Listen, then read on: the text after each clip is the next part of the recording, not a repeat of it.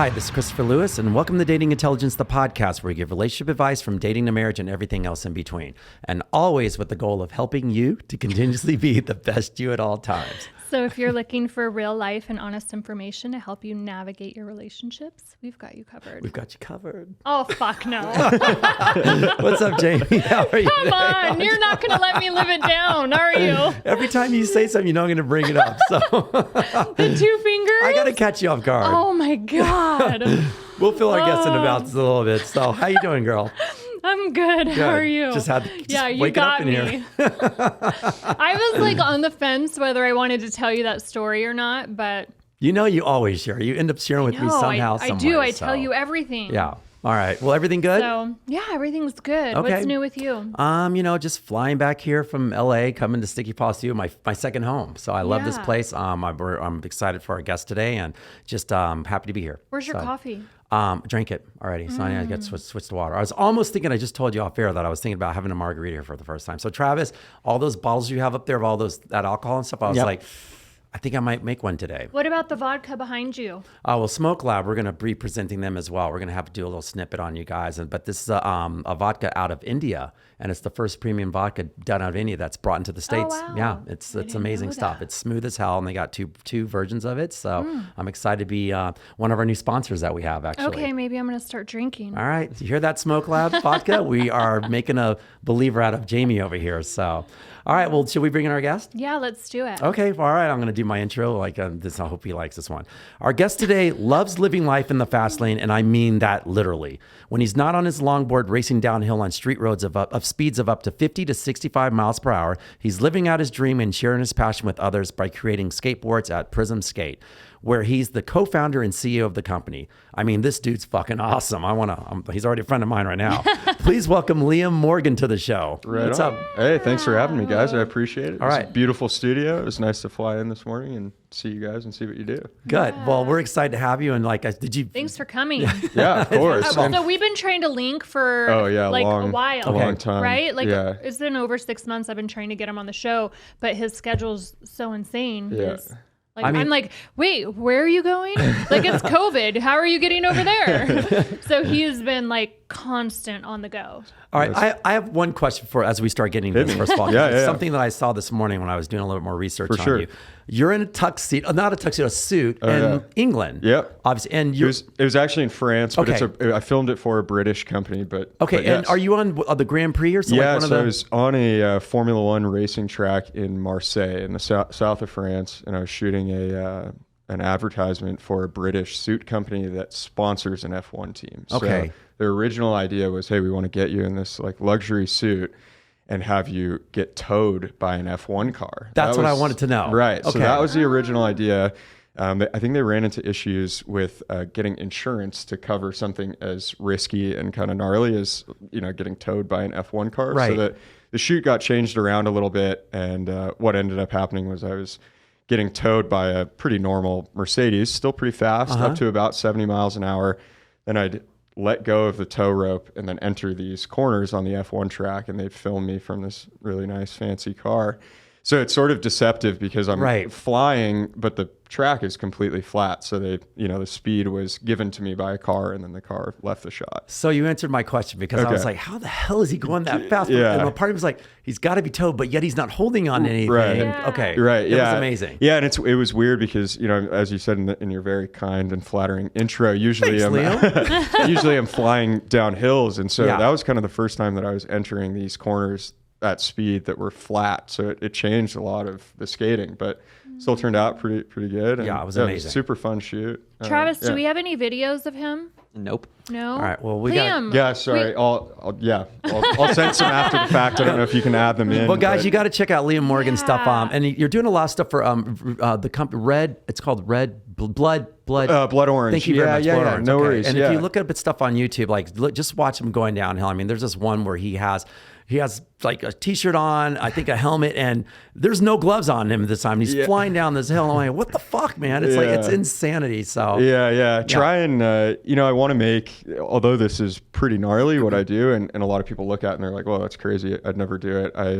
I sort of like to skate in stuff that looks like normal streetwear because I want to make it somewhat accessible to people. You can definitely cover yourself in protective equipment, but it kind of limits your flexibility and ability to skate. But it also just looks sort of weird. There's guys that wear full leather motorcycle suits and these big helmets, and while that's definitely safer than what I do, it just doesn't look like the everyday person could do it. So, Got it. Yeah, there is a glove. Well, I don't think anything you do looks like anything that the everyday person can do. Yeah, well, maybe I need to start releasing a little bit more chill videos so we can up our sales, getting more people into the sport. But well, after me watching, I was a fan. I was like, longboard, how do I get on this thing? Am I too old? We got one there. There's one right there. Yeah, we can go find some hills. I actually clean the wheels because I like to keep it looking pretty, but it's nice. in the back. Well, thanks.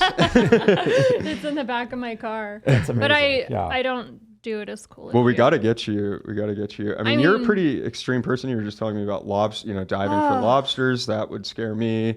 You're what seems like an incredibly talented shooter. So I'm sure you'd have no problem picking up bombing hills. Anyone Well, I can mean, do it, I right? would. You could do it. I brought it to Beverly Hills with me. Okay. I was with my friend.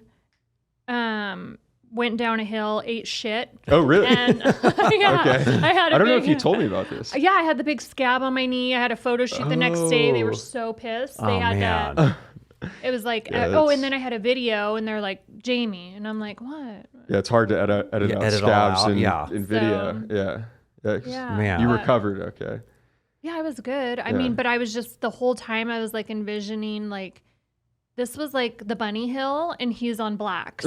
So I don't know how. I appreciate that. Unbelievable. Yeah. So speaking of which, so and then I just couldn't turn. I couldn't stop. Yeah. Like I'm like, but then I was watching, and you kind of throw the board sideways like a snowboard. You know what else I noticed after he sent the board? Because I feel like I'm always like pretty athletic until I got on this. And I tried to squat down like you. Oh man. So I think you guys from wearing these every day of my life, my feet don't. Oh yeah, they're not used to being flat. Yeah. Dorsiflex or whatever. Okay. I don't know if I'm saying it correctly, but mine is so tight because I'm constantly on my toes. Yeah. So when I'm flat-footed and then try and squat, my body doesn't like it. Maybe you need to try riding the board in heels. Oh my God, that'd be so cool. Yeah. I could. You'd be one of the first, I think. I would definitely she's try bold it. in heels before. Yeah, like I can run in them, shoot in them, I think I saw everything. a video of you doing like some close quarters training in heels. Because I feel like I'm going to train in these because this is what I'm in every day, so I might as well train in them. So anytime I get on the range and I'm flat-footed, at the end of the day, my feet hurt so bad from being like in my... Yeah. He's probably right though. It might feel better actually. Yeah, it might be more used to it. Yeah. I just it might be a little hard to push off. Yeah. Maybe. Yeah, true. Well, get a toe. Yeah. Get a toe. What's the camel toe? Inside? We got to give. Oh my God. Okay, so actually, you tell it because I can't even say it because it's so disgusting to me, and I'm still traumatized. So in a previous episode, she admitted, and I'm sorry I had to bring it up because that's the last one we shot.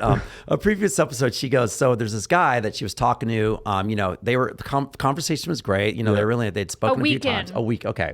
All through, she goes, wow, great conversation. This guy might be pretty good, maybe to go out with. Yeah. Finally, on one of the calls, was it a text you said, or was it a call? We were talking on the phone before bed. Oh, so he goes, hey, can you stick your 2 fingers in your mouth and then put them in your, But he said the word, like the P word. Right. Okay. It was so aggressive, and I was like, whoa. Right. Like, so not that...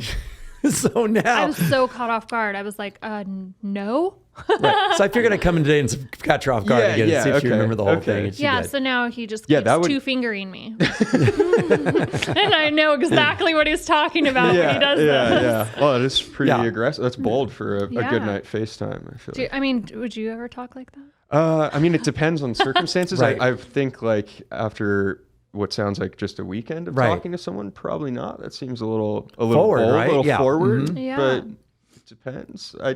Probably not. Yeah. Yeah. I mean, I can't say yes or no. I mean, it's like... I feel like you have... I'm not saying that this person is not classy, but I can't ever see you... Like, it wasn't even like the right moment. It was so out of left field that I was like, whoa, I was just coming from like a heavy day. Oh, and then he apologizes the next day,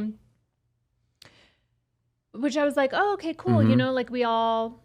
not a big deal. Like maybe going to brush it off, maybe not. Like I'm not really sure. And then follows up with like a FaceTime video that says, actually, that now that I've thought about it, like, that's how I felt. And I'm not really like sorry that I said it. And I'm like, whoa, like this is too much. Yeah. I just had to like. Well, at least he stuck to his guns. Yeah, not my cup of tea. Yeah. I don't blame you. Like maybe after like a while, like I haven't even met you in person. Right. Oh, yeah. Then I that's haven't even met him in definitely- person. That's true. Yeah, I would too. not be probably saying something like that. But hey, I mean, different strokes for different folks. This is Oh, why. and then he said, I thought, he told me, I thought you wanted that. I was just trying to help you. Right. Because you had a hard day. You were trying to help me? Yeah. What? Okay. Yeah, so. All right. I mean, Liam, come on, be honest. It's like we, as guys, we sometimes have this vision of what when we're looking to go, what if I just throw this out there to see how they react? Sure, So you he was kinda- trying to see how you would react. That's a little aggressive. Yeah, test it. I hear what you're saying. Because you if they kinda say wanna- yes, and it's Right, like, all right, you're like, oh, score. Score, yeah. And he's like, all right, but then would he be able to know how to finish it off? Because sometimes you throw it out there and they go, okay, I'll do it. And they're like, holy shit, I was No. not ready for that. Yeah, you yeah, know? it doesn't. Yeah, I think the risk on that one would not be worth the reward in my mind. Yeah, Yeah. right. That's pretty aggressive. It It was was a pretty pretty aggressive, bold yeah. move. Right. Yeah, but I know what you mean. Test. No. You always want to test the waters a little bit. At least say, what are you doing first, or like lead up to maybe like, just a Yeah. cold open just like that. that's a is- huge opening. Yeah. So this guy, like, well, but at least he backed it up the next day. So I'm So doing he's it. we're no more with this guy. He's Oh, not no, having no, more. Okay. Nope. Gotcha. It'd be like you going down a hill, all of a sudden, go, shit, let me see if I'm going to do this turn and Yeah, then kind of bail out of it. You yeah. got to stick with it. Yeah. Right. So, Right. That's Yeah. That's fair. It's okay. It's okay. You win some, you lose some. Yeah. So what's next on your agenda? What's going on with you right now? Let's start with your background. Give everyone your background and how you Yeah. got into skating. Yeah, for sure. So yeah, I had a family friend that was really into this very niche type of skateboarding, bombing hills at a high rate of speed. And he's a bit older than me, lives up in Canada, was working for a skateboard company up there, came down to visit my family when I was about 13 years old, left me with a pretty nice high performance downhill skateboard. Nice. And that's sort of, it was all downhill from there. So, I really got into it. I kind of latched onto this hobby. And that was when I was 13 years old. And I think by the time I was 15 or 16 was when I made my first paycheck from skateboarding as a professional skateboarder. So, Oh shit! So you went pro after 2 years. yeah, a couple Wow. years doing it. And a lot of that I have to, I can't give credit all to myself, was just being lucky, right place, right time, kind of meeting the right people. A lot of this industry is, I'm sure, like firearms, about connections and knowing the right people. And so I skateboarded professionally throughout high school, and then graduated high school when I was 18. And was still making pretty good money doing it, and was like, I don't really feel like going to college. There seems like there's a decent future in this. I much prefer traveling around the world and skateboarding, making videos, and hanging out with my friends. So I did that until I was skateboarding professionally until I was about 23 or 24. And then, sort of realized, hey, this career is not lifelong, right? You can't skateboard professionally forever. I'm going to unfortunately get old or get injured. There's always some 12-year-old that's coming out skating better than you. So, and I wanted to give back more to the skateboarding world. So that's when I had a couple partners, a couple friends that I had met in the industry, and we decided to start Prism Skate Co. in, I believe it was about 2015. That's when the great. brand launched. So I've been doing Prism since then. And then in 2019, I bought 2 other skateboard brands Oh, that's in the wonderful. downhill space. That's Blood amazing. Orange, which you mentioned, Yeah, being one right. of them. Okay. And then Caliber Trucks being the other, which are the white trucks on Jamie's board there. So right now, I have 3 different brands, and they kind of cover all the components of a skateboard, the board, the trucks, the wheels. And that's what I've been doing the last few years, and that's what I plan to keep doing. So when you ask what's next, is just kind of growing those brands. And I have these great team of riders now, these sponsored skaters. Right. It's cool to kind of see it come full circle. I was a sponsored skater, and now I sponsor these younger guys that are getting to travel and make videos. So in terms of like the immediate future, we just hired a couple new team riders. One of which is very into like the racing competition side of downhill skateboarding. And that kind of, even smaller niche of downhill skateboarding is set to be in the Olympics in the next few years. So that's pretty exciting. Huge. Yeah, it's huge. It should be big for the sport, and it's awesome that we can partner up with a rider that we may see in the Olympics. And what's his name? His name's Owen Fox. Okay. Yeah, he's really, really cool, young. I think he's about 21 years old, from the East Coast, lives in Santa Barbara now. But we're working on a pro model board for him. So a board that he gets to, design the shape, have input on the graphic, and that'll be out in the next couple months. And then we're also working with a female team rider. It will be our first female team rider, and she's also going to get a pro model board. So that'll be really cool. And will she design it too? So it'll be like modeled after totally how exactly like how she likes her boards to ride. Yeah. So it'll be her shape, and she's in. It's awesome to see these young skaters like in the wood shop, designing their board and having input on the graphic and working with the artist to make it look the way that they really want it to. That's amazing. So, it's cool. So cool. And then this board, did you design this one? Yeah, this one was a collaboration with an artist named Davey, who did the graphic, and then myself and another couple of people did the shape and the mold of the board, which is kind of the curvatures of it and the way that it actually feels. So, yeah.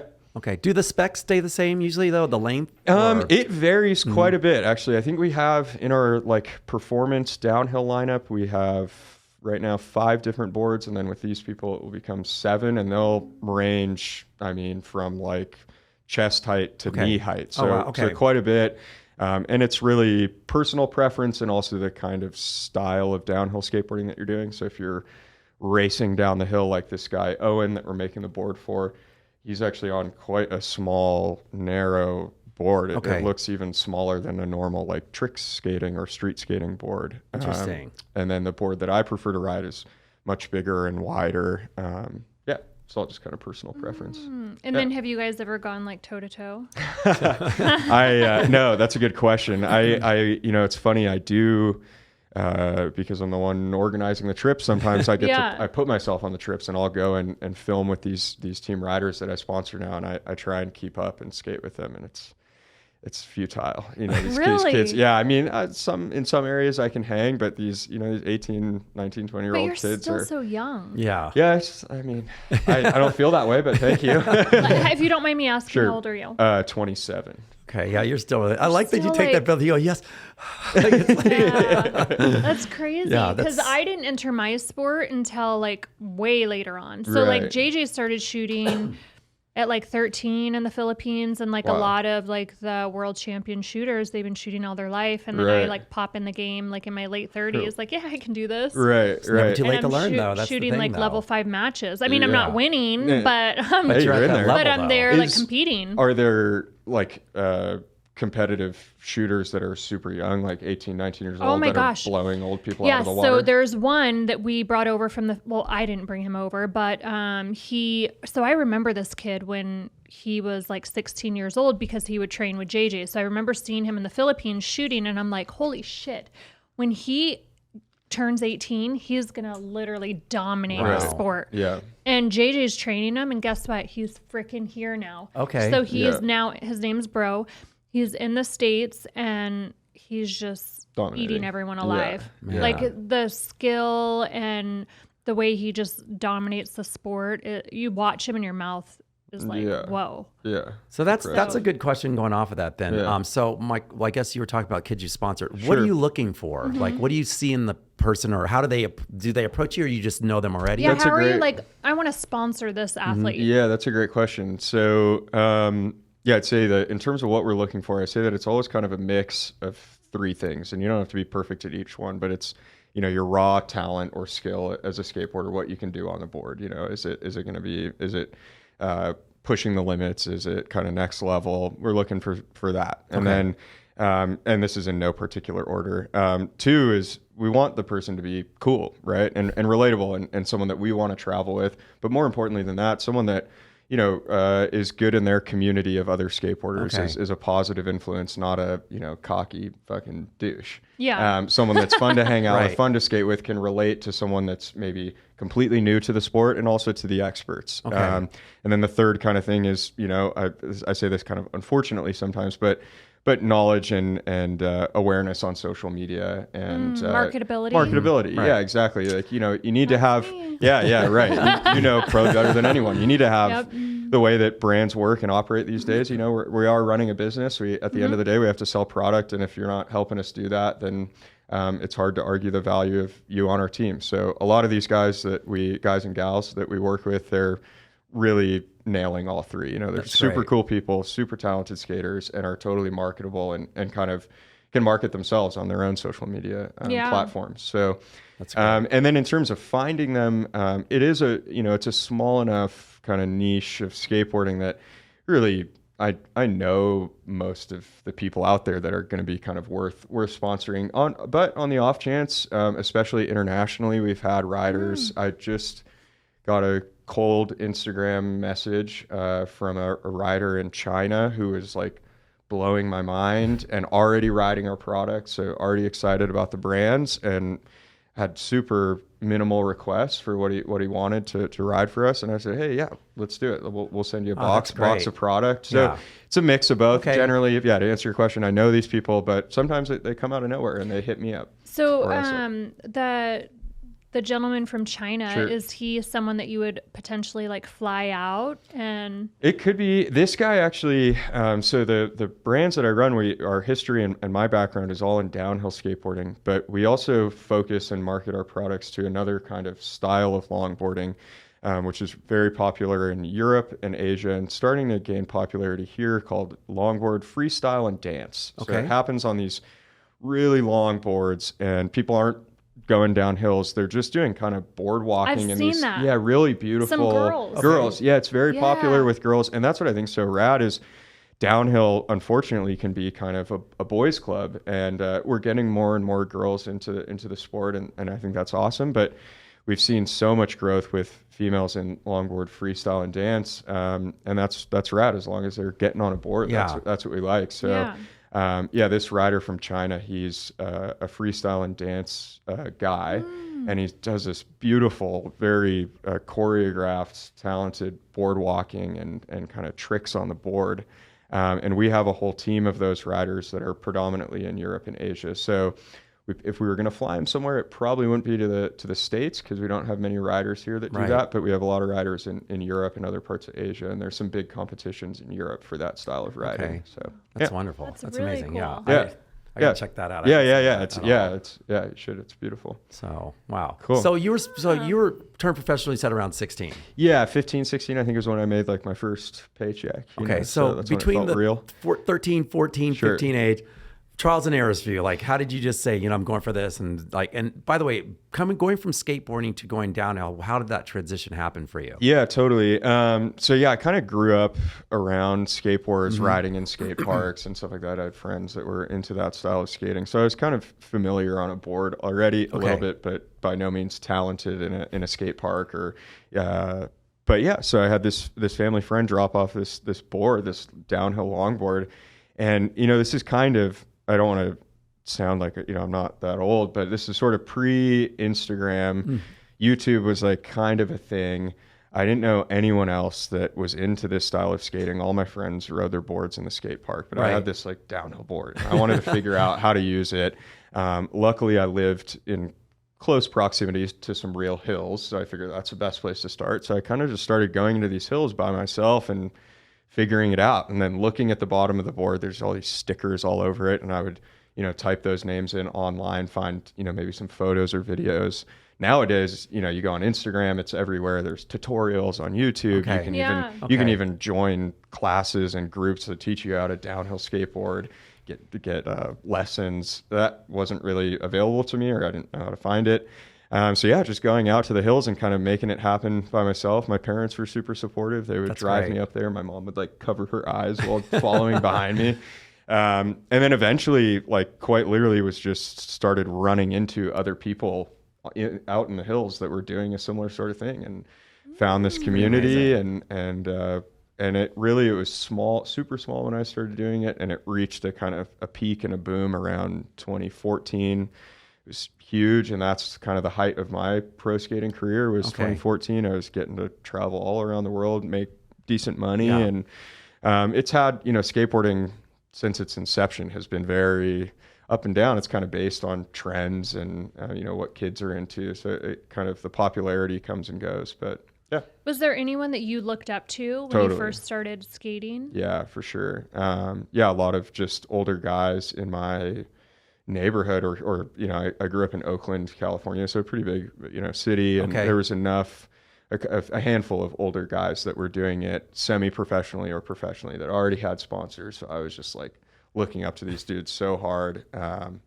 And then eventually, got sponsored by some of the companies that they were working for because of that connection with them, and then traveling with them, going on these road trips where I was, probably the youngest person by 10 years or something like that. So there's definitely, I looked up to them in lots of ways, and maybe some ways that I shouldn't have. They were adults living their lives, partying and stuff like that.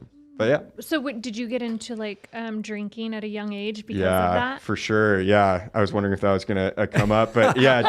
Well, I mean, I was thinking that because who else could be that bold to go down a hill? Right. And totally. then you're traveling in other countries where drinking is that's right. It's just the norm. Totally. Yeah. So that definitely has been actually a thing that I've had to navigate throughout my entire life and my adult life. But yeah, I started, going on these trips when I was 15, 16 without parental supervision. Yeah. So I was, drinking beers with the older guys, and traveling to Europe or to Canada or Puerto Rico or Mexico, no one's carding you walking into a bar. Yeah. So I was 16 at the bar with these 30-year-old dudes, trying to keep up with them. And it's been difficult, and I've struggled with drinking too much at times in my life. And actually now I haven't had a drink in a few years. So good for you. That's great. Yeah, it's pretty nice. I mean, skateboarding and substances, they unfortunately go hand in hand, and it is kind of the norm to abuse them and drink too heavily. And you think that's kind of the cool thing to do because all the older guys are doing it. And that's definitely what I did. But man, at the end of the day, you're drinking heavy like that all the time. It affects your performance on the board, and then getting into running these businesses and trying to run businesses and party all the time, it just wasn't working for me. And some people can do it and not have a problem with it, and to those people, have at it. I wish I could do that, but that's definitely a struggle, and hopefully that doesn't stay a thing forever. I think one thing that I try and instill in my team riders when we go on these team trips now is we went to Puerto Rico recently, and I had a bunch of guys that wouldn't be able to drink here, but in Puerto Rico they could drink. And I said, hey, go out and have fun, party, learn that, but be here tomorrow at 10. Right. We're getting down to business. We're filming. Don't show up too hungover. And so I try and, I want to be a good influence, but also not control their experience. I think that's good. Yeah, I think that's amazing. It's a good mentor. Yeah. It's just being you have the experience behind you to at least know. And by the way, kudos to you in the first place for knowing, you have a path, you know your path. Most people can be on a path, but are just unsure, but you always seem like you've had a vision, and the vision's probably way more important than everything else. Yeah, so that's kudos. And then even at your age, to make the decision, to invest in your sobriety and still run a successful business. Yeah, for sure. Yeah, I sometimes feel like it's a blessing and a curse, right? On one hand, I was able to figure it out young, which is awesome. So that's years saved continuing to drink and spend money and be hungover and not make the business as successful as possible. But on the other hand, it's kind of now something that I think about all the time, right? I gotta not drink. So, sometimes they say ignorance is bliss. I wish sometimes I just didn't pay attention to it, but definitely for my personal health, the business health, I'm glad I figured it out young. Do you feel like every day it's a battle to say no? That's a great question. It's become less and less so that way. Okay. First 6 months for sure, because I not built my life around it, but it's so ingrained in skateboarding culture and even the business of skateboarding, going to meetings and going to trade shows. It's heavy drinking all the time. So definitely, first few months I was thinking about alcohol and drinking every 30 seconds. But now days will go by. I go on these trips. I see my team riders drinking. I have no interest in doing that. So it's That's definitely really gotten easier. cool. Yeah, I think so Yeah. too. Yeah. Well, especially since like if you look at them, you know the pitfalls, obviously. Right. So like, I'm not going to get back to that thing. Yeah, it's helpful So- when I go on these trips and we wake up the next morning, all these dudes are like on the hill And you puking probably their feel like brains you're- out, and I'm like, woo, I'm ready to go. Yeah, you're like 10 steps ahead. Yeah, for sure. So Yeah. he can take those young kids. See, he can Yeah, take exactly. them. I just got to take them out to the club the night before, and then I might be able to That's beat them right. down the hill. Yeah. That's the secret right there. Yeah. Oh my God. awesome. So how's the dating life, Liam? What's going on? Yeah, that's a good question. I think that actually, I tried, I'm obviously I knew the title of the podcast, so I knew I had to come up with something to say. And, I think sobriety kind of plays into that a little bit. And that's been a big part for me. So for most of my adult life, majority of my adult life so far, I've been dating while using and abusing substances. And that, as you would imagine, it doesn't give you the clearest picture of what you want in other people, but more importantly, what you want for yourself, Right. So I think it's kind of a bummer, but these, last like 8 or 9 years of my life, I feel like my dating history doesn't really count for anything because I wasn't in complete control of myself or what I wanted. So dating is almost like a new thing to me now because I'm kind of freshly sober. I've been sober for a couple of years. So Okay. yeah, really, I sort of feel new to it and still figuring out what I want. Looking at it through a different lens now. Yeah, so. right. Yeah. Like before, Yeah. I was like dating whoever and giving my time. I'm a busy dude and was giving my time to whoever and dating whoever. And I look back and, I learned some stuff and definitely had some fun, but really I look at it as kind of a waste of time. So I'm trying to date a little more intentionally now, I guess you could say. Okay, Yeah. I like that. I like it. Yeah, too. like date someone that's good for me and for my lifestyle. I don't want to date someone that's partying all the time. I want to date someone that's driven and has ambitions and goals, whether it be in their personal life or professional life. So yeah, I guess since I've been sober, I've had one, serious, committed, monogamous relationship. Didn't last super long. Unfortunately, I really liked the girl, but Right. there was some long distance involved. She had a busy life. And I think, without going too much into her personal life, some issues that she had to work on where I felt like I've really, the last couple of years, I've really worked on myself, getting sober, going to therapy and stuff like that. I felt ready to date where I don't think she was quite there. So yeah. And then since then I've been single, so dating around definitely when my schedule allows it. Yeah. Do you feel like since there were things where she couldn't meet you, that you could maybe help her get there? Yeah, I think for, the first 3 or 4 months, there was kind of clear issues on her end that we both sort of identified, and it was great that she identified those issues. She wasn't in denial about them. And I said, hey, let's I really like you and I really care about you and I want to keep dating you. Let's work on those things together. Like if it means doing even couples therapy. I know that might sound a little weird after only a few months of dating, but I really like this person and I wanted to. You wanted to invest. Yeah, right. And so I kind of I felt like I made suggestions on how some of those things could be fixed or corrected or, helped. And it was just hard to get her there. So people need to want to change. And they got to get there on their own time too. Right. So. Like I wasn't there. I was there to help, but not to force. But I like the fact that at your age, especially man, you're years upon us, years beyond your age right now. I mean, just the way that you think and stuff. I mean, just coming to all these conclusions and these new enlightened things. That's something that's going to take you farther in life. You know, like you're going to, when you meet someone, it's like you already have the tools to deal with things, to communicate better and do stuff anyway. So that's awesome. Yeah. And at 27, I was probably still I don't know. Fuck, I don't know what the fuck I want to do, I mean, I did, but not in that sense. I was like one of my wife, my ex-wife, she literally goes, when she first met me and I was, I think 31 at the time. She goes, we were on a plane going to visit her dad. And she goes, first time visiting, right? She goes, so where do you see yourself in 5 years? I was like, I don't fucking know. 5 years. I mean, Jesus, I'm just having a good time right now. I don't know what I'm doing tomorrow. She got so mad at me. She goes, you need to think about this. She goes, I cannot believe it. And I was like, I don't, but it makes you think though. I'm like, but you're already thinking ahead like that where and it's a good thing though. It is a good thing because most guys, we're on a path where, why do girls say when we're in our late 30s or 40s, that's when we're finally getting our shit together. Right. But you're on a very good path right now. So I appreciate that too. I think probably it's, if we'd been having this conversation like 4 years ago, it would have been like so far the opposite. I think I spent, these good like 8 years of my early adult life completely saying fuck it. And but that's okay, because we would have looked at you at like 23, 24. You'd be like, oh, that's normal. Right. He's just in the fun, you're in that perfect sweet spot to be that way, which is acceptable. Yeah. Unfortunately, we would say it's acceptable. I don't like the 5-year plan question. I get that a lot. And it literally drives me crazy, and I won't even answer it because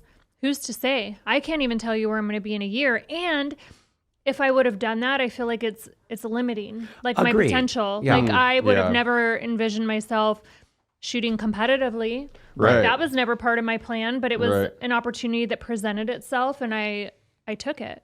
And I agree with you. Like, that was my thought process. But looking back on the years, she's the one that actually set my tone of who I am today. Like all that stuff is still in me. I'm still what you talk about. Yeah. I think what she wanted to know is like, am I serious about something? Am I serious about one thing? Right. And I was like, I don't know. I'm still I'm partying, I'm whatever. But she's solidified who I am today. Like I'm grounded, but yet I like to have fun. Yeah. I'm just more grounded. What is one thing you're serious about? This fucking podcast. I'll tell you that much. So no, just taking my own personal life more serious, business wise and things like that, because and sticking through with something. Yeah. Like there's like, I've done so many things in my life, and like even with girlfriends, it's like, okay, I've dated this girl for a year, or I've done this job for like a year, but I wanted to make sure I stuck with something, and I feel like it's helped me to actually be more grounded in following things through. That's the most important thing. So I'm good at that too. So that I can practice and stick to very well too. So guys, you definitely have to watch this YouTube over the audio of this, because this is fucking hilarious. So Jamie's throwing out these signals and shit. No. Liam saw it. You could see it, right? Yeah. All right. Anyway. So, by the way, all right. So, and there's something I wanted to say before we get back to too much more stuff, and we're going to get into our episode for the day, which will be perfect for you. Okay. We haven't even started our episode yet, by the way. Cool. He's like, what the I fuck? love the fact that you bought out Red Orange. Like you said, they were sponsored by them. And did you have that like on, like sometimes your kid like, ooh, one day I'm going to actually buy these people out and they're going to be my company. Yeah. Oh, yeah. That's a great question. Yeah. I was close always with the original founder and owner of the brands. And this guy owned Caliber and Blood Orange. So it was pretty nice. It was kind of, I bought them as a package deal. But yeah, I had a close relationship with the owner and the founder, riding for them for, several years as a pro skater. And he always told me, oh, you'll be in charge of these brands one day. Like, I'm not going to do this skateboard stuff forever. I'm going to want someone to take them over. And I was always like, oh, this guy's blowing smoke up my ass. Like, there's no way that I haven't gone to college. I didn't get a business degree. I'd have not the first clue about running these brands, But as I kind of, position myself into more of a business role in the companies, I kind of felt like, hey, this might be a possibility. And it happened pretty fast. I think I had stepped back from professional skateboarding, started Prism, and was only doing that for a couple of years before I started or decided to buy Blood Orange and Caliber. But yeah, when I did, it felt very full circle and very right. Like I had so much history with these brands. I really, even if I didn't get the college business degree, I felt like I knew them and knew what to do with them. And I wanted to give them my own kind of touch and flavor, as a pro skater, and I think that's given them some good credibility. The original owner, he's a great stand-up dude. He taught me a lot about business, but he wasn't he didn't have a background in professional skateboarding. So I felt like, hey, I might be able to kind of take these brands somewhere else, or get them, some additional respect, being kind of having them be skater owned and operated. So yeah, I think also when looking for team riders to work for the brands, that's some good credibility. They say, hey, at least my boss is going to have been in my shoes and know what the process is like, know what my career is like. So yeah, it was cool. Do they all link up? Like, does one do Red Orange and the other one do Prism, or do you want to package them all together? Yeah, they're sort of intentionally separate brands. So like Prism's the boards, Blood Orange is the wheels, and then Caliber is the trucks. And we each have different customers and clients, and each have their own kind of brand identity. So they're kept pretty separate. I mean, if you're in the know and a diehard downhill skater, you'll know that they're owned by me or by at least by the same person. Our media is all similar looking, probably, even though we try and keep it separate. So yeah. Okay. All right. So someone that's not particularly into like the downhill skating, could they still buy wheels from you for like a board that like Tony Hawk would trick on? Sure. Yeah. No, that's a great question. Yeah, we try and make, we make equipment that's can be used by anyone. So Prism, although we make these super high performance downhill boards that are meant for racing down the hills, we also make complete lines of boards that you could, buy off the shelf at your Zoomies mall skate shop or local skate shop, and buy it there and put it on the ground and skate it, having never touched a board before. And that board would be set up right for you. And then same with the wheels. We make all different types of wheels. Most of them are catered towards downhill skateboarding, but we make hard wheels that you could put on a Tony Hawk style board. No, that's great. And so, so we try and make products for everyone, all skill levels, all disciplines. Yeah. How long? Sorry. Can you do tricks too? I'm not. I wouldn't want to like show them off on Instagram or anything, but I can. Definitely can ride around a skate park, do some tricks. I'm not like. There's a reason I was never sponsored for that type of skateboarding, but I definitely have fun with it. It's a good way to kind of keep your skills diverse and yeah. I thought you were asking him tricks on downhill because watching you a few times, you like switch footed and went like this. I'm like, Yeah. holy Yeah, crap. I thought that To be honest, that's a trick in itself. I feel like downhill skating is a million times harder than just doing, and I'm not a skateboarder, so don't freaking come get me, guys, than doing tricks in a skate park, because, I mean, you could fucking die falling off that, like at the speeds that you're going, and then just like taking those corners. I'm like, dude, he could have fell off the mountain. Or like, I mean, I'm assuming they close down the roads, but then again, there's times where I'm like, they don't, because I see cars coming. Yeah, most of the time we're not closing down the roads. But yeah, to kind of touch on what you said, I think there's definite risk in both genres. Like you can fuck yourself up at a skate park. You're not wearing a helmet, you slip, you fucking knock yourself out, give yourself brain bleeding, whatever. But it seems like there's definitely more death in downhill skateboarding.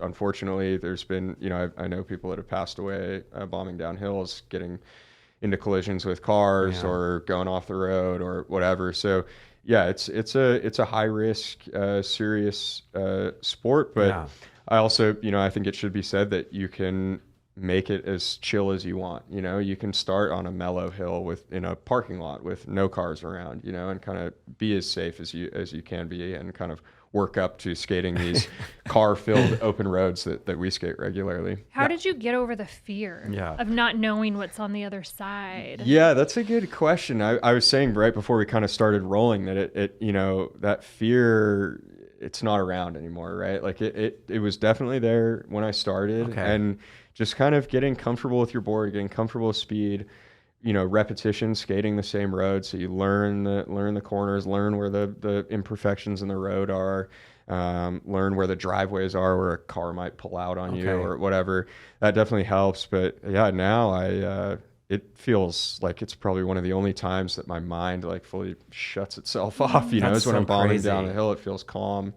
And definitely, if you get close to a car, have a super close call, that'll get my heart rate up. But yeah, the fear was just, I guess, a lot of practice. And I think, the types of people that it attracts, you got to have something, maybe not all your wires are connected up there, because it definitely attracts a certain type of person. Right. That's how I feel about shooting. Yeah, sure. Like my brain shuts off and I can literally be in that space and. Right. Even though things are like exploding and you're moving fast, but it's so like calming to me, and I'm in my own world. Right. But this is what I love about people who are great at their craft and their whatever, whether it be a sport or like work or whatever it is, high executive. It's just like when you're in that zone, as they call it, like that, where nothing phases you anymore because you're so comfortable in your space and you understand it so well. Yep. It's like me being a tennis pro. It's like I'm on the court and I can run. Like there's things that I do on the court where people just like, what the hell? And I'm like, it's nothing to me. You know, where everybody else is on the other side, they're stressed out. I'm just so calm and just so peaceful. You know, it's just like, we're in our element. But we've been doing it long enough to feel and understand that peace, that's why you're so good at what you do and why you are, especially what you do. Because I'd be going down a hill going, by the way, I'm only on a 2-degree situation. Yeah. You know, I was in the parking lot. Yeah, so that's all I'm doing. But it's unbelievable. I love the fact you said when you're on it, like you just, all of a sudden you just zone out and you just blanks. go. Yeah, totally. Wow. Isn't that like the best feeling best ever? feeling. Do you shoot with music in? No. Yeah, neither. Some people skate with music. Okay. And it weirds me out. Okay. Yeah. Like I even, I've got used to driving in quiet too. Yeah. I do that. I find myself sometimes like that's if I'm driving home from work and it's like quiet, I'm like, damn, I had a fucked up day. You know, right? Just want to sit in silence. But it's good. I think it's good. Yeah. Or do you do it sometimes you realize that the music's not on? Yeah, you know, those yeah, days you're just like, oh crap, I'm not even listening to anything. Right, Yeah. That's awesome. I love that. So, I think with shooting, I want to be aware of what's going on around me, so I don't want the distraction. But I'm kind of a weirdo because when I walk or hike or run, I'm the same. Like I have to be aware and hear. Yeah, no, that's how I feel like. Yeah, downhill skateboarding or even riding. I ride a motorcycle quite a bit, and like I know people that ride and listen to music or skate and listen to music, and I feel like it's just like cutting one of your key senses. Like you lose awareness. Like I want to hear if a car is coming up behind me, honking at me, and my friend on the board next to me is fucking yelling at me or whatever. Yeah.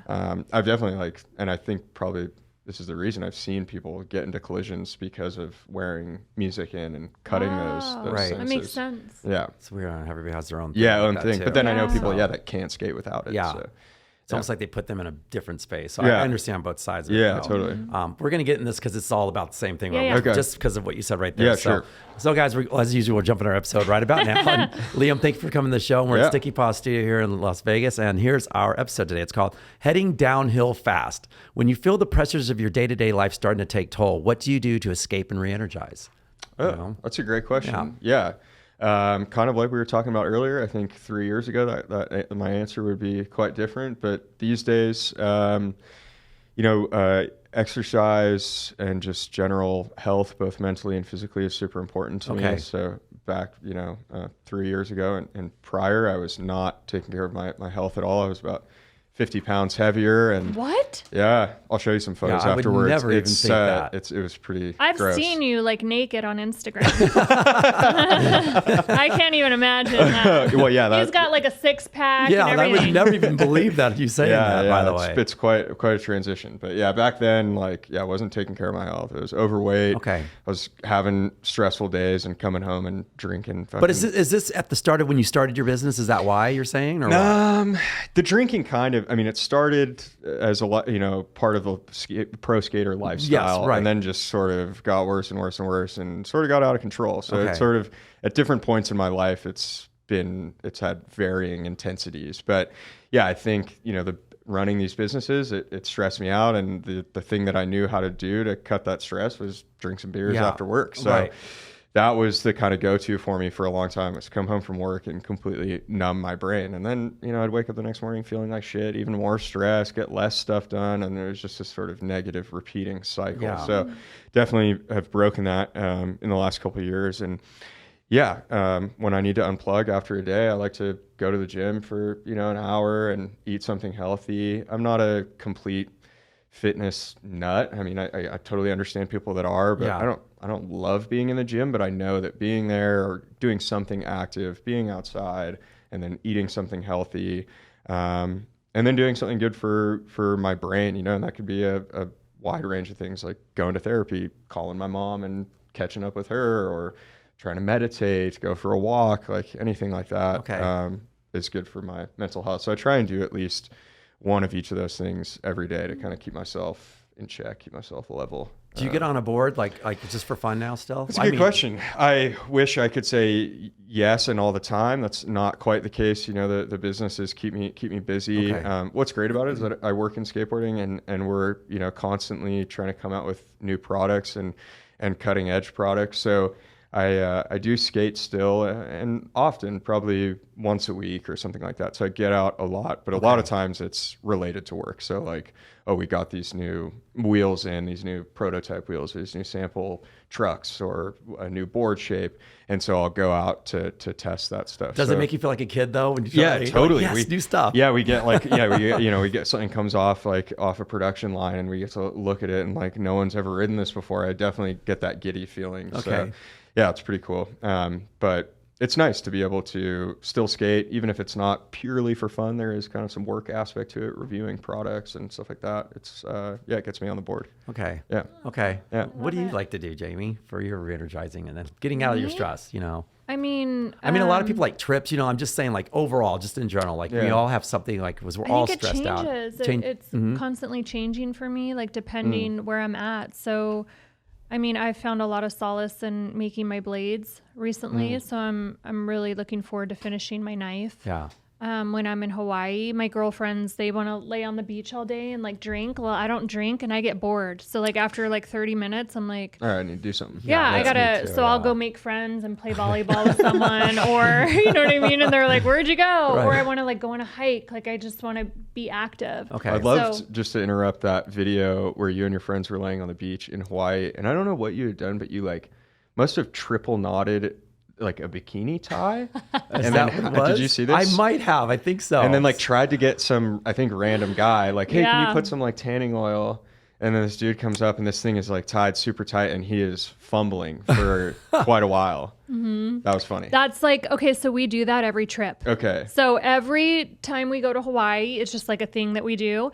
And it's like a clip. That's all it is. Okay. But for some reason, guys can't fucking get the clip off. Okay. So we don't know if so you're not like, even making it that hard for them. No, we don't do anything. Okay. But I think I'm like, hey, can you rub this on her back? And they all look at me like, well, why can't you? Yeah, right. And I'm like, I just don't want to move. And, I just make up some stupid excuse. And it literally, I'm not even kidding you, will sometimes take them like 2 minutes to get the top off. It's and so then my other friends I felt bad for this guy. I was watching him. He was like sweating it. Like, we're like, well, we know that he's not getting your top off anytime soon. But you gotta think what's going through their mind though at the same time. They're like, holy shit, this beautiful girl. Like, it's a lot of pressure. Oh, for sure. That's what I felt like. Just relax, take a deep breath. And my girlfriend goes, here, let me help you out. She sprayed a little oil, and then it just made it worse. She was like, I don't think it's gonna come off. I'm like, oh, it'll come off. Sorry, I interrupted your unplugging. Yeah, no, fill-in, but that was a good one. So well, things like that like entertain me. Like I need to be like entertained. Or just busy, active. Like I just don't like to sit still for too long. I think we're both Leos like that, and it's the same for me. It's like when I have downtime, and I like being busy. Yeah. But that's why I was asking you if you still like to skate and stuff, because me playing tennis, sometimes I'm like, I just want to put the rack down, but then I'm like sitting around going, I could actually play some more, like But for me, so it's like, or for me, like I said, I have to stay active all the time. If I sit around, even if I'm at home for like an hour or two, and I'm like, I have time to rest, and I go, but I don't want to, and I get up and do something. And that to me is still therapeutic for me, because it's for me and not for anyone else. Yeah. So I think that's the things that I like to do as well. Yeah. No, I'm with you. I'm pretty bad at sitting still. Yeah. I'm a pretty extroverted person. Like all planned days where I don't have anything on my calendar, I'm gonna sit at home and like be by myself. Right. Like, make it like 2 hours in, and I'm like, I gotta get out of here. I'm gonna go skate or go for a hike, ride my bike, whatever. Yeah. It's totally. Yeah, I wonder sometimes if it's like, it does change. I wonder sometimes if it's like a downfall though. Like I'll be training with JJ and he's like, you're done. Like go home, pack it up. And I'm like, I still feel like I have more in me. Yeah. He's like, Jamie, cut it off. I'll leave and then go to the range, and he'll be like, what? Are you at the range? Yeah. And I'm like, I had to get in like, 50, 100 more rounds. And he's like, Jamie, cut it off. Yeah. You can definitely not call this one a quitter ever. Right. Not a quitter. Yeah, but I know what you mean. I feel like you kind of, our personalities, maybe we like naturally overextend ourselves. Yeah. And you need the rest and get that like to close it down. But it's hard because, and then I know for myself, what she just going off of what you said, and you're probably going to feel the same way, is that when I go and do something else, even though it's therapeutic for me, I sit there and go, I have a back thing going, but you're not resting. You're not resting. Right. You need to get rest because tomorrow you're going to be busy again and you're not going to feel like you're re-energized. But I go, no, but I am. You know, I have to almost trick myself and say, I am going to be just fine. I'm just fine. Yeah. So, Right. because looking on the outside, someone like my girlfriend would be like, you didn't get any rest today? I thought you were saying, no, I did. I did this. And to her, it's not resting. But to me, I'm like, that was bliss for me today. Right. Yeah. So, Even like running errands. Right. Because I'm never really home to run errands. That gives me huge peace of mind. okay. Yeah. Yeah. And then I feel like I'm getting shit done, but Right. I'm on my own time because I don't have to be anywhere. Right. So. Yeah, you get home at the end of the day, you feel like you've done a bunch, your schedule's free. I'm with you. That's I'm a like, checklist. I can stop at Home Goods today. Right. I know you've been around the world a lot. Where do you like to travel, by the way? Yeah, I've traveled a lot for skating. I think that we're talking about skating or just for fun? Just for fun now. Okay, I mean, for you. One of my favorite places I've ever been was Cape Town, South Africa. That sounds incredible. The skating was really good, but just for more than that. I made some really great friends down there. It's a beautiful, beautiful place. Kind of has a nice mix of everything. It feels a little European. Still feels like you're in Africa. Okay. The scenery is beautiful. The food's super good. So yeah, I love South Africa. I recently visited Puerto Rico for a skate trip, and skating wise, that's in recent memory some of the most insane skateboarding that I've done, and also just a rad place to be. Okay. Skating or not. I think we were going to be there the same time. Yeah, we were maybe supposed to, and then did your thing get canceled? JJ or went moved, and I didn't go. Oh, you didn't go. Yeah, Okay. because of the COVID restrictions. Oh, right. Yeah. So the quarantine. Yeah. Did you quarantine? Oh, yeah, you did. So a lot of people went and they didn't freaking quarantine. Yeah. So I guess it was like the honor system. Yeah, and I feel like that's COVID stuff, especially recently, has been like a lot of fluff, and then when you get to the place, it's never as that's strict. what I tell everyone. Right. Yeah, they're all like, "How are you getting there?" And I'm like, "Trust me, once you get there, it's fine." Right. But the media makes the perception that it's impossible to travel anywhere. Right. When all through COVID, I was all over the place. Yeah. Well, So. you just make your way. Puerto Rico and South Africa. And then one of the craziest places I've been is a little island called Reunion Island, which is off the east coast of Madagascar. Okay. It's in the Indian Ocean. And it's a small French, it was a French colony, and now it's a French protectorate, kind of the way Puerto Rico is to the U.S. Right. And it was the wildest place. It's got the island is basically just two huge volcanoes jetting out of the ocean. And there's like a huge road that goes around the ring of the island, and then just all these roads going up the volcano. So, we skated one road, I think it was 18 miles long with over 150 hairpin corners. Wow. Some of the longest, most beautiful skating I've ever done. And the culture is so cool because it's a little bit French feeling. People speak French, and there's lots of French influence, food and stuff like that. But you're also kind of in Africa. Okay. That place was rad. So I'd love to go back. something like that, would you guys drive the road first before you just hop on your board and tackle it? Yeah, that's a good question. It depends. That place. Look at this guy. It depends. I'm just going to skate around the volcano. Yeah. That place, we definitely had the luxury of like driving roads. I think we were there for like 2.5 weeks, so we had a ton of time. We didn't get the sense that police presence was super heavy there. But there's definitely places. For example, one of the best places to skate in the world is Laguna Beach in Orange County. Police do not like you skating there. Same with Oahu. There's amazing skating in Hawaii, but the police do not like skaters. So any time we're hitting those places, we're gonna just drop straight into the road without looking at it. Like it's got to be quick. We got to be in and out. Okay. Yeah, because we're going on these trips. We're skating a lot of different roads. We don't have the money or the time to close them all down, get permits and stuff. So a lot of the filming that we do is pretty guerrilla style. So yeah, when it's somewhere like that, or we feel like weather's going to change super quick, it's going to start raining, then we'll just what we call on-site the road. So hit it without looking at it. Yeah. Just point north. Yeah. So, but yeah, this one we definitely got to check the roads out first. That's pretty cool. Yeah. Do you have pretty video awesome. of that? Yeah, we do. You can check it out if you look up. Yeah, I'll send it to you. Yeah. Okay. But where can we find it? If you go on YouTube and you look up Caliber Trucko, which is one of my brands, Reunion Island, and you'll be able to find it. We did a 3-part like trip video series from that trip. That sounds amazing. Yeah. Wow. Yeah. And who picks the spots in that situation, the Madagascar Yeah, trip? that's a good question. At the time, we had a team rider riding for us that was just, I think like nerding out on Google Maps. Was and finding just the most like crazy looking like lines squiggling down a mountainside. And so he was like, hey, I've done like legitimate research on this. I've looked at topography and seen that these roads really drop in elevation, and Google Maps, the pavement looks good. And so this team rider really, he led the charge on that one. And then otherwise, like I said, it's a small enough community that you're sort of tapped into like, okay, what location this year is kind of has the best roads, or are people really wanting to see people skate down or whatever.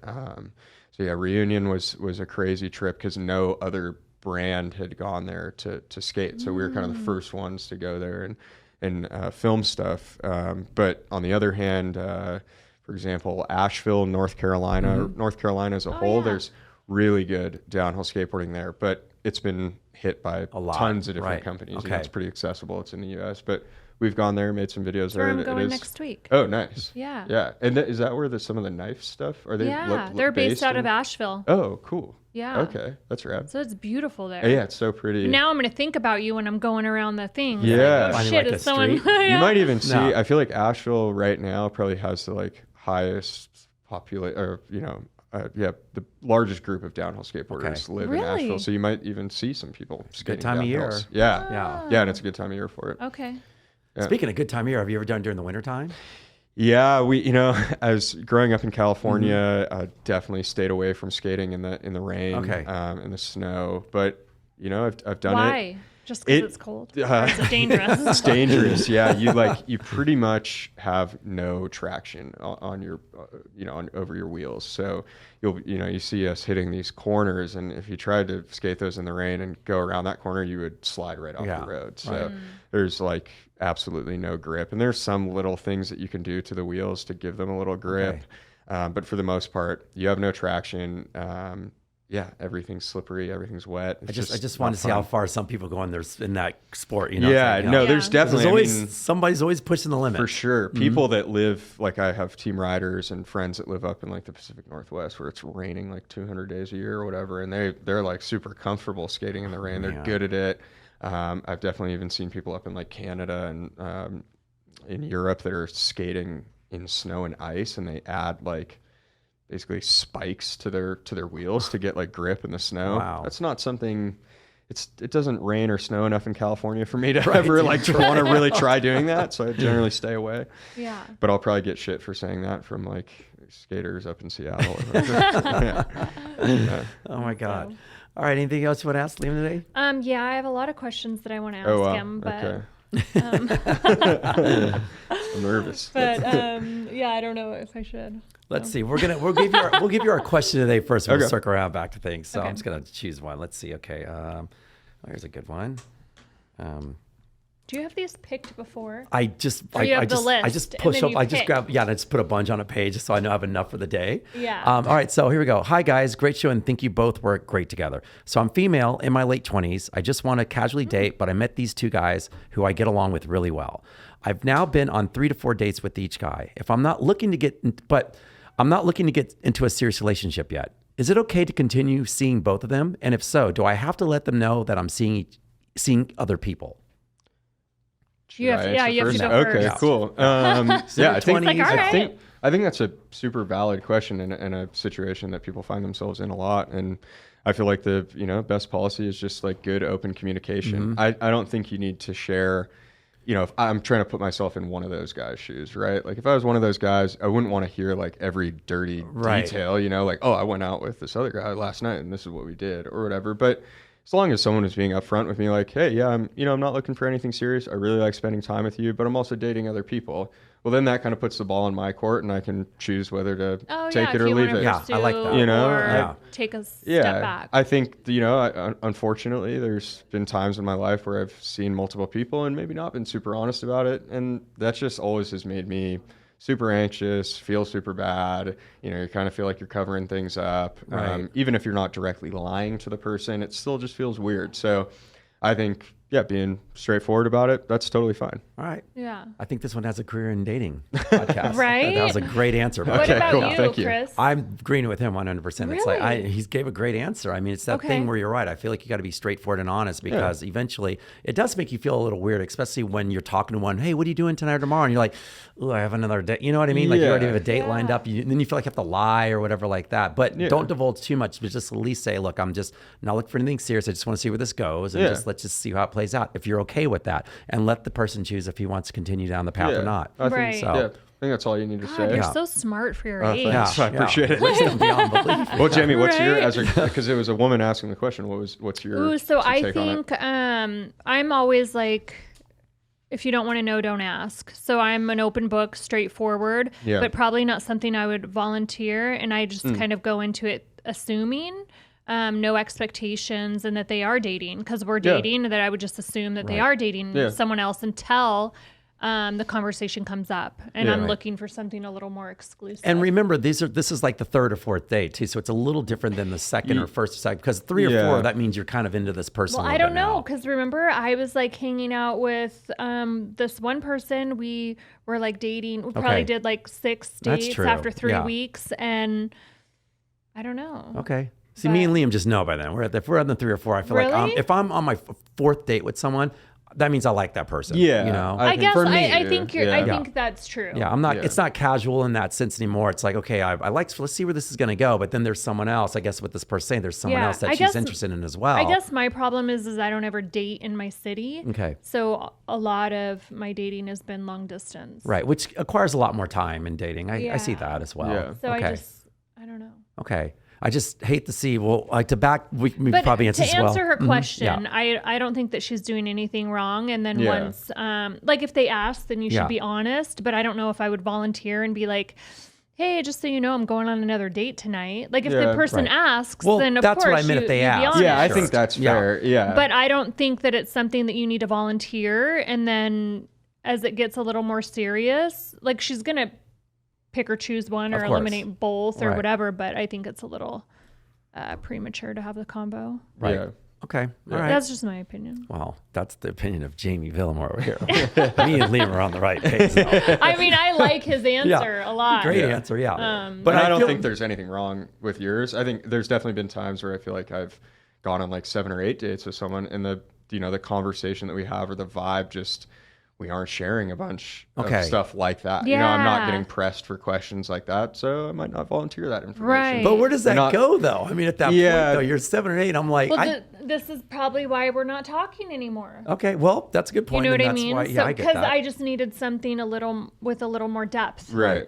Yeah. And if you go in just saying, hey, look, let's just have fun, I like you, but I like what's going on, and let's just have fun. That's establishing at least some sense. And that's at least that's what I did with Joe, and then clearly that turned into like a year thing, because when we first met, we're like, hey, no expectations, like you do you, I do me, I'll see you when I see you. And then after a while, like I didn't want to see anyone else. I get it. Yeah. Like I just enjoyed my time with him so much that I'll wait until. All right. Yeah. So. Okay. You do you, boo. You do you. Oh, hell no. Travis, get that one on camera, Travis. One more time. You ready? No. All right, guys. Liam, is there anything you want to plug? Please plug your companies, and it's been a great day with you. Right on. No, I mean, I so appreciate you guys having me. You guys have been fun. This is honestly my first time doing like a legit podcast like that. Oh, yeah, thank you. It's been he called us legit people. No, you guys are legit. Hear There's that, like Travis? microphones and headsets. Shit. Yeah. I feel bad like if I didn't talk about dating enough. I feel like you were right on. So Yeah, you're right on. We always say dating is a play on words. Yeah. So we're constantly dating in everyday life, like whether it be business, yeah, that's true. like all our relationships, like even if you're married, like we have people on the show that are married. Okay, cool. And you should constantly be pursuing and dating. We cover courting. everything now. Yeah. It's like, especially because it's like hearing about your life. I mean, it all relates to like our lives. And people listening are just going to be like, huh, like how does this relate to me? And da-da-da. Like you've said things, I'm like, wow, that's relatable for me. Cool. You know? So it all ties in. Sweet. Yeah. It makes us better people. Yeah, totally. You crushed it. Okay, cool. Yeah. Sweet. Well, yeah, I don't have wait, much. so now we have to ask, are you single? Yeah, I'm single. All right, ladies, you hear this? He's a downhill single guy who's like has his own business, and he does. Yeah, this guy's going downhill. Right? Oh my god! You know, in a very good way. This guy is a great guy here on our show today. Liam, thank you so much. Yeah. But Thanks. please plug your businesses and all that. Yeah. Businesses. If you're looking for skateboards, check out Prism Skate Co. If you're looking to buy some good wheels, check out Blood Orange. And some trucks, check out Caliber Truck Co. And then you can follow me on Instagram and see all those brands. And we have your hand up there, but please let the audio people know where to Liam _LBDR_ on Instagram. So yeah, find me there. And people check out his videos on YouTube and him skating, man. It's unbelievable. Like it'll literally make you like, I was like anxious for you. I was like, holy crap. It's so, it's beautiful to watch first of all, and your styling and just, it's just such a great thing to watch. Thank you. It's exhilarating and just really awesome. Flattering. Thank you. Yeah. I'm glad you watched the videos. I was just like, I watched like 5 or 6 of them. I couldn't turn it off. This guy's so badass. He was. And then, but when I saw them without the gloves on, when you just like held them, and all of a sudden then you go, I'm sorry, your thing underneath the same was like, and I'm not wearing any gloves. How stupid of me or something. I was like, holy shit, you know? Yeah. So There's one thing I want to say to you before this is probably extended this, but it doesn't matter. As I was researching you, what is it? Reddit, I think. Sure. People were saying something about you, and you're not to come back. You put a quote on there and said, "Hey guys, for people who don't know me, everybody, because people won't always chime in when they don't know who you are. I think somebody said, "Oh yeah, he's this guy that longboards downhill and he just goes by cars and like hits cars on the way and stuff like that." And it's like, and I like your response saying, "Look, first of all, I go, you don't know who me, and if you want to ever meet me or hang out with me, please do. Please say hello to me." He goes, "You realize it's just a thing that I was doing that day, but don't judge me on just a certain instance." Yeah. I really love what you wrote on that one too. Yeah, just like you chimed into the haters. Yeah, sometimes I generally try and ignore that stuff. It like sucks the life out of me, right? And so I generally ignore it. But if I see something that I feel like, hey, I could give a good response to this, where someone's like, oh, that guy looks like a fucking douche because of his Instagram presence or because of his videos blowing by cars or whatever, I'll chime in there every once in a while and just say like, hey, this is what I do for work. It's my type of skateboarding. You may not like it, but promise I'm not a bad guy trying to piss people off and harm people or be a douche. And if you ever see me at a skate event or on the street, like come say hi and let's chat. Oh, that's awesome. I almost literally wrote a response like, right on, Liam. And all of a sudden I go, wait a minute. If I respond that was done in 2007. I'm gonna leave that alone. I didn't touch it. So, but yeah, I really appreciate you doing that. That's so stand up and classy. Class act right there, man. Good for you. Appreciate it. I delete and block. Oh, nice. I do that too. So I mean, every once in a while I will want to like chime in. But most of the time it's like people, you can't be like rational with irrational. Yeah, right. So it's not worth like my time or energy. But the fact that you did, I think that's really cool and says a lot about your character. And said it in such a way where it was like, the worst person should be like, damn, okay, I get it. I should shut up. That's right. Yeah. So cool. And then for you to go back like that many years and see it too and feel that way, there's probably like 100 more people that feel the same way. That's true. Good point. So cool. I should take from this guy's book. I think you're a class act. Thank you. I appreciate it. Well, I really appreciate you guys having me. It's been lovely. All right, you plug you, my dear. What do we got going on now? You guys, you can find me at Jamie_Villamore. And shout out to Howitzer for sending me some badass gear, and they also sent you some gear. So nice. Well, thank you. We'll get that for you. Yeah. Appreciate it. All right, guys, you can find me at Fetch Sport or anything at Dating Intelligence on social media. And thanks once again for an incredible show. Liam, thanks for coming on today, man. Thanks for having me. Thank you so much. Appreciate it. All right, that's another one, guys. Wrap it up.